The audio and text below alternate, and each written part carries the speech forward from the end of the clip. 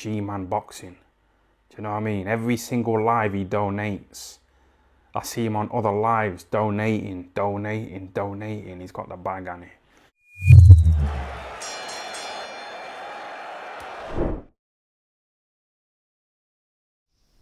Alright people, review of the week time.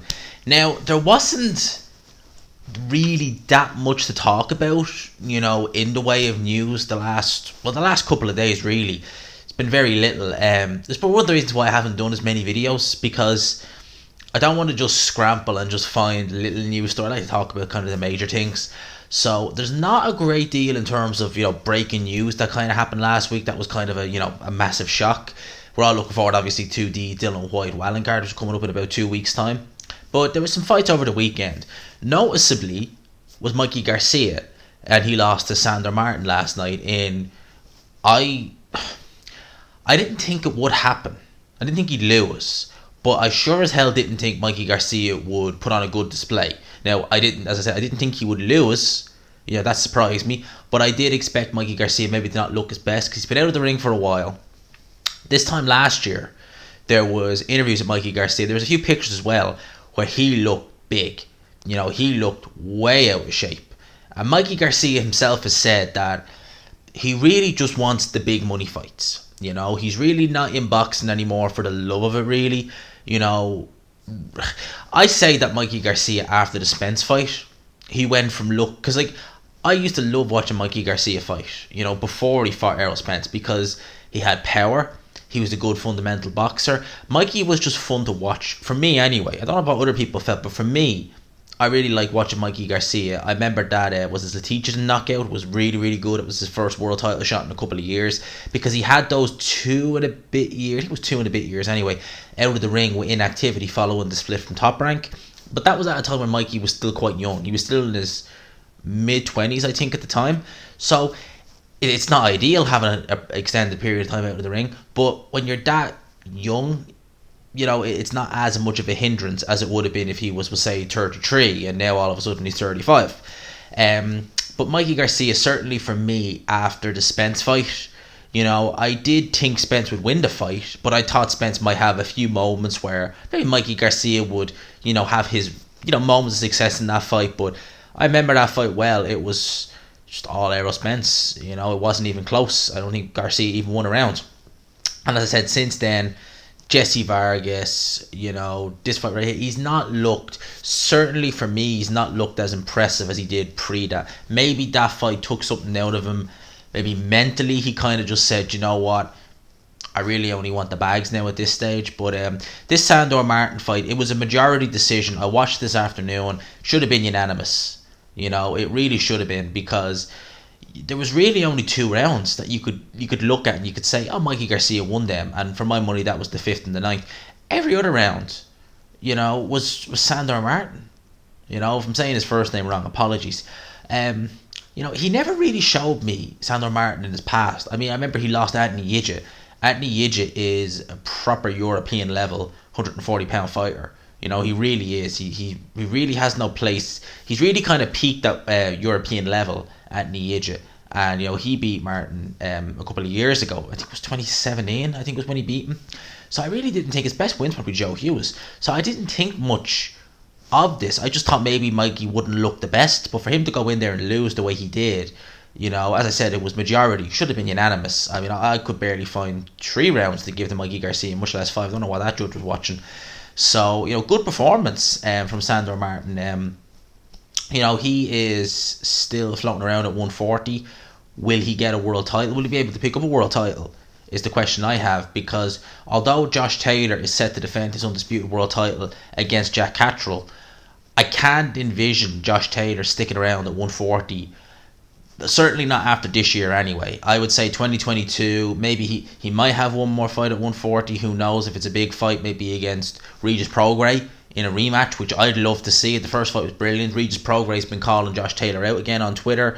He's been saying if it happens again, Josh Taylor obviously has been responding, so I've seen that obviously during the week. So maybe we could get that. But more than likely, I would imagine Josh Taylor's going to go up to 147 pounds in the not too near distant future. So potentially there could be, you never know. I mean, loads of fighters have done it. picked up world titles, off easy touches, because you got to look at some of the way the sanctions bodies are ranking people, and you could have one or two in maybe say an IBF, maybe number one will fight for a different title, the way it can be. So you could find yourself in there against someone, that you should beat, and it could be for a world title. So you never know with Sandor Martin, could end up winning a world title yet, who knows. In terms of the card that happened in Newcastle last night, I think I've already kind of gone into depth enough on the fights. Obviously Savannah Marshall, great display, great fight. Savannah Marshall is so easy on the eye to watch as a boxer. She's my favourite female fighter to watch, and personally I think she's the cream of the crop out of all female fighters. I put her number one on my pound for pound. I think she's absolutely fantastic. It was a good little display. Again, she showed a lot of patience, she showed calmness under pressure, showed her punching power, and obviously she's going to be back out in December. Her and Clarissa Shields going to be on that card. Clarissa Shields is such an unlikable character. I mean, saying stuff like she'll KO Golovkin, I mean, she's 2 knockouts in all of her pro fights, and this is women's boxing, so if women can take her power, I mean, Jesus Christ, Triple G has an iron chair. She's just talking out of her arse. She really is. She's such an unlikable character, is Clarissa. I reckon you can just tell by the way she speaks, there's a lot of insecurity there. A hell of a lot of insecurity. Her and Savannah Marshall fighting on the same card. They both got to get through that, and then they will probably meet next year at some stage. Again, it's not wishful thinking. I've seen Clarissa Shields fight. She is a good fighter. I've seen Savannah Marshall fight. She's a good fighter. I think stylistically, I think Savannah Marshall wins that fight. From a styles point of view, it's not a case of look, plenty of fighters I don't like, and I'll always pick them if I think they're going to win. I just don't see Clarissa Shields beating Savannah Marshall. I could be wrong. If I'm wrong, so be it. But I just don't. From a stylistic point of view, I just don't see it. I think Savannah Marshall, I should say, beats Clarissa Shields. In terms of the undercard fights, Huey Fury, again, it was a good performance, and it was a better fight than I thought it would be. I really did think it would be a stinker. I mean, it just on paper, that was what you were to expect. I mean, Christian Hammer is quite negative. Huey Fury can be negative, but Huey Fury's been coming out and looking a lot more assertive lately, which I'm glad about, because it made this fight quite interesting. In terms of opponents moving forward, Bacoli, if they can arrange that fight, I would like to see it. Although I think Bacoli is going down the road of fighting Filip Hrgovic. Kuzman, is he still knocking around? Is he with Matchroom, or is he a free agent now? Maybe there's a good little fight to be made there. Looking certainly at domestic level, maybe I think him and Nathan Gorman, are they not mates? They might be. I think Team Fury was certainly on Titan. I think they might have been close with Nathan Gorman. So that's a fight, because they're both signed with Boxer. So I don't know if they could do that fight. But there's another little decent fight. So there's some decent fights around domestic level for Huey Fury. If they're looking at European level, what's Caballel doing? How would Fury do against Caballel? Caballel is quite negative. I say that, but Huey Fury's been looking a lot better recently. That'd be a good little fight. No, maybe not stylistically, it wouldn't be a good little fight, but in terms of Huey Fury's progression, Caballel maybe. Although I don't think he's European. No, he's not European champion anymore. I was going to say for the European title, but he's not European champion anymore. But nevertheless, it's still a good scalp to have for Huey Fury. Maybe they could arrange that. There's fights to be made there for Huey Fury. We just need to see how he gets on when they step him up. They've stepped him up really, really quickly in the past. He's come up short.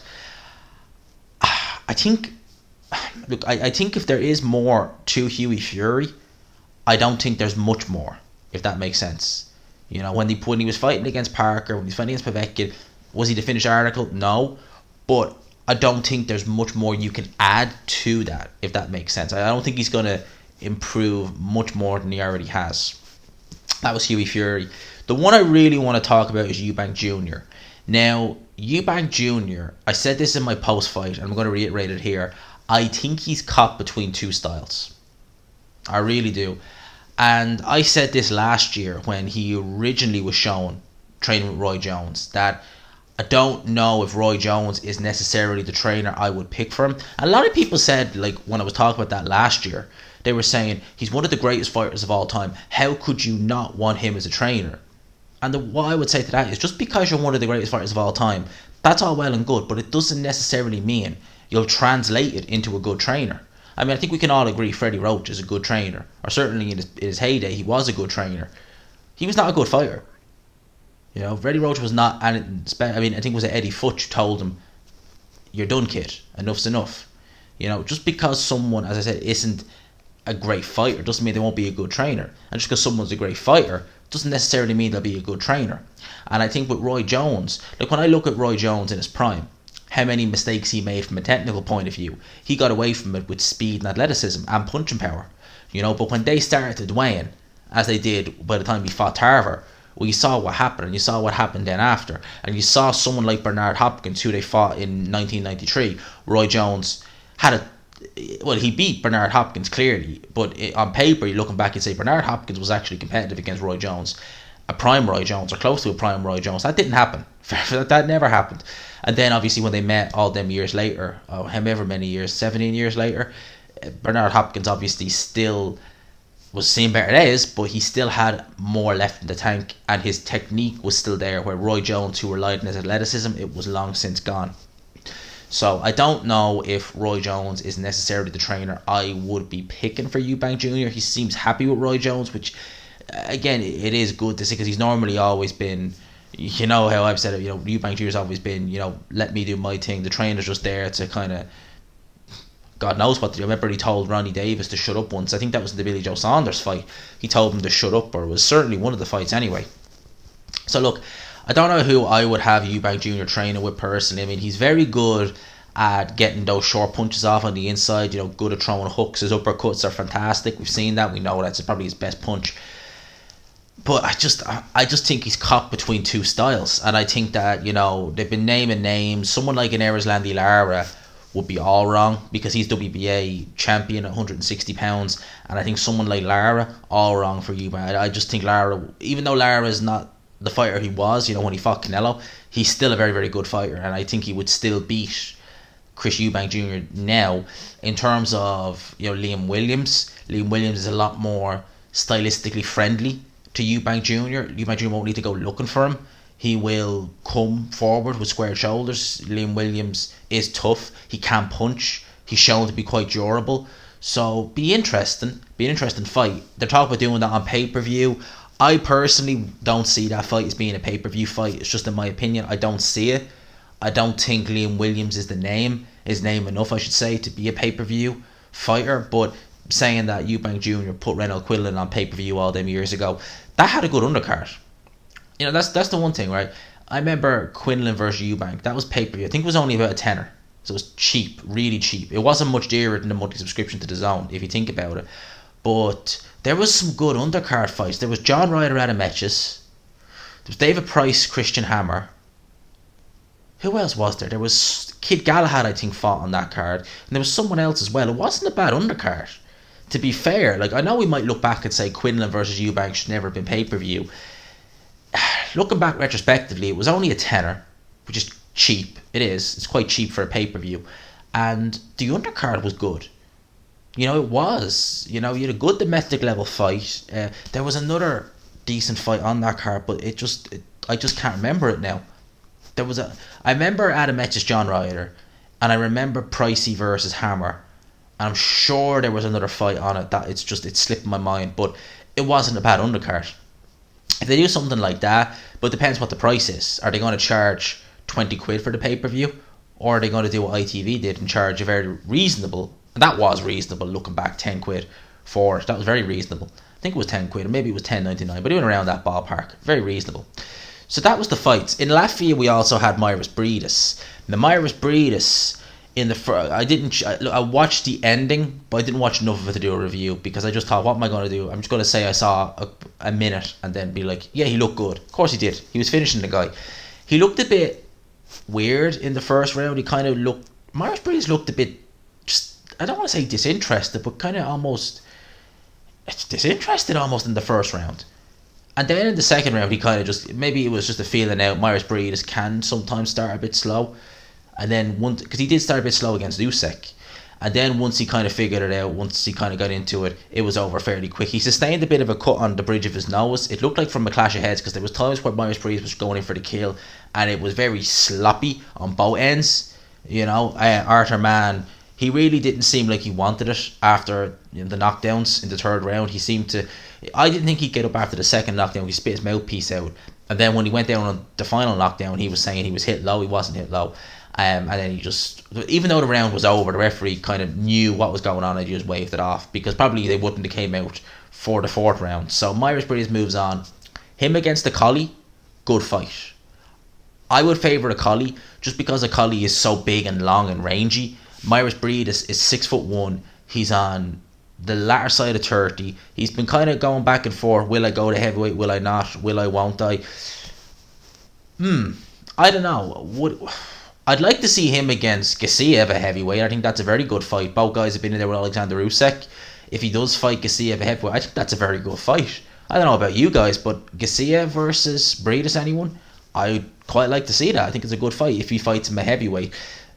Briedis has good punching power. I think Gassiev hits harder, pound for pound, but they're both definitely not feather fisted. They both fought Alexander Usyk. Briedis did much better against Usyk than Gassiev did, it has to be said, but I'd quite like to see that.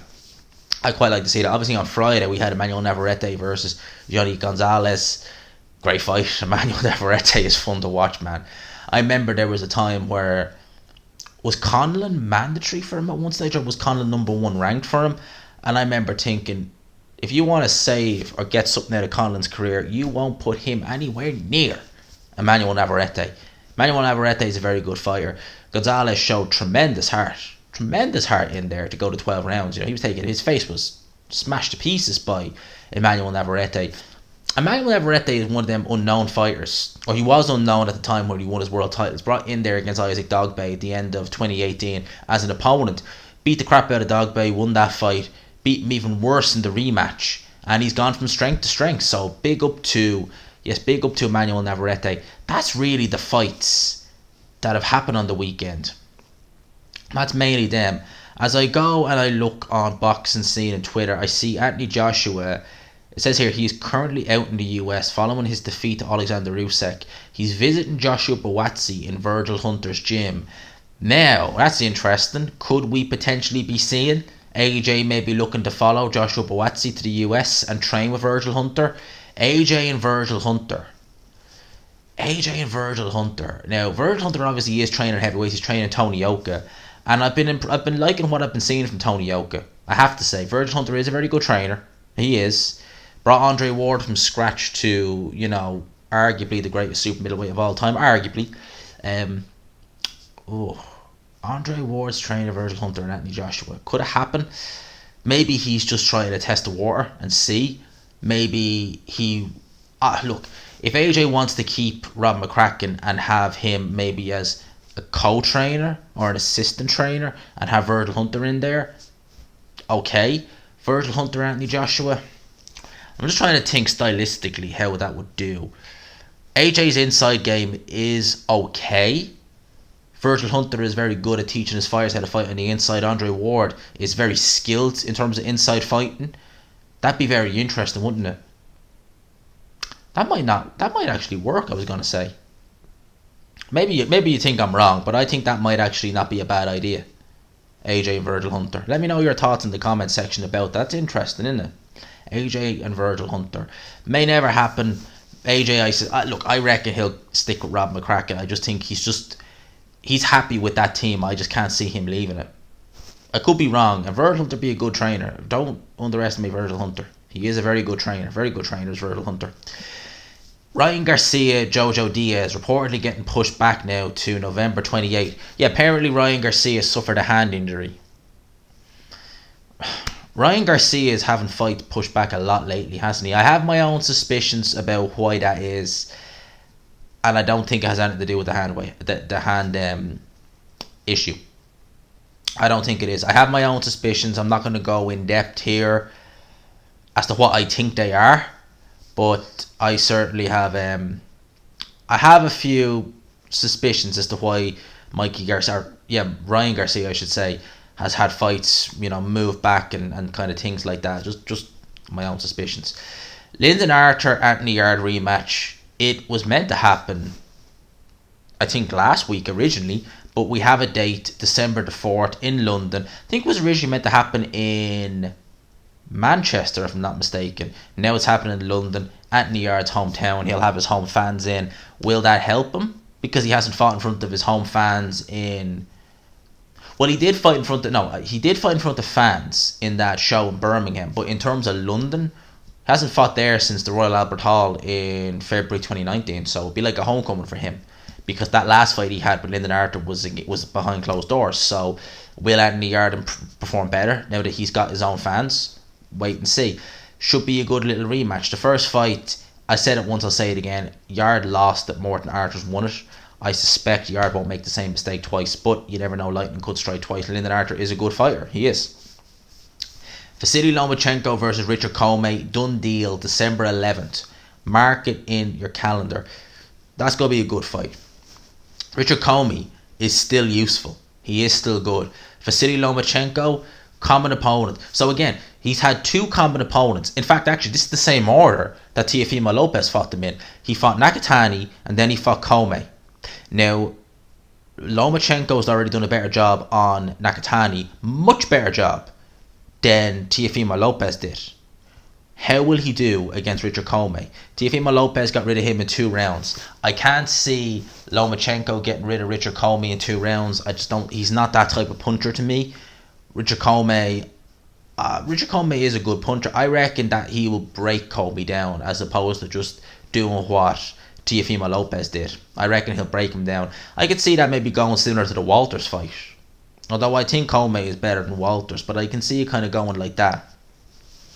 Kid Galahad, he's defending his IBF title against Kiko Martinez in Sheffield. He's also going to have Terry Harper. Raven Chapman actually be on that card. Shout out to her. Really? Kiko Martinez? Really? What happened to the Zelfa Barrett rematch? I was interested in seeing that. Kiko Martinez, he's been around for a long time, hasn't he? How long has he been? He's been around for ages, has Kiko Martinez. Jesus, I remember him in the Bernard Dunn days in Ireland when he knocked him out, I think, in a couple of rounds. Did he knock him out in a round, or was it later than that? But Kiko Martinez has been around for years and years and years and years. So he's a vet. He'll know how to survive. Not the opponent I would personally have picked for Kid Galahad.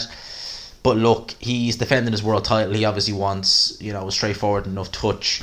And, that is what it is. So there's that. Deontay Wilder, obviously, as well during the week. I'm going to leave it with this. Did address Tyson Fury, and he did congratulate him following on from his victory last week. Obviously, I didn't see it live because I went straight to record my post-fight and then went to sleep because I was jaded.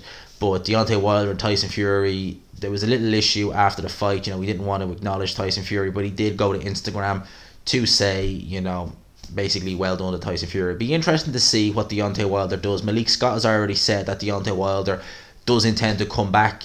He will need a long rest to recoup from that. He'll need plenty of time out of the ring. I think Shelley Finkel might have even said May or April next year. At the very least, I would say maybe even June, July next year would be when I would be saying get him back, because he needs a good long rest after that.